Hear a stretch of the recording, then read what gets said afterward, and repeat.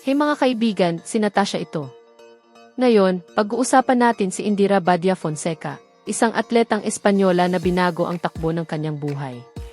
Sa tulong ng disiplina at determinasyon, iniwan niya ang dating gawi at sineryoso ang fitness, hanggang sa marating niya ang rurok ng bodybuilding. Noong Setyembre taong 2020, nanalo siya bilang kampiyon sa Dis Wellness category at naging profesional na atleta ng IDIV Pro League. Pero bago niya narating ito, nagsimula siya sa simpleng pag-ehersisyo ng 3 hanggang 4 na beses kada linggo. Kwento niya, inabot siya ng halos 4.5 taon para makuha ang katawan na meron siya ngayon. Kahit minsan nawawalan siya ng gana, hindi siya sumuko. Para kay Indira, mahalaga ang lakas ng isipan at ang pag-iwas sa mga sagabal.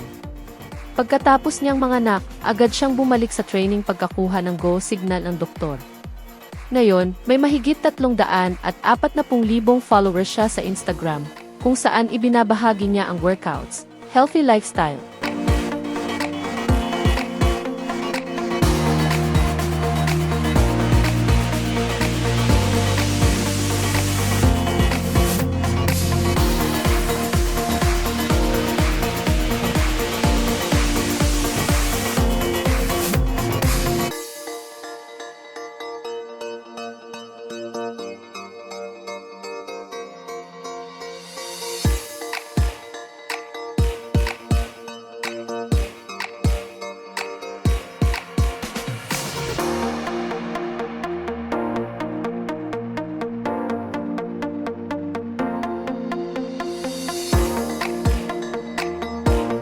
At pagiging modelo para sa mga fashion brands.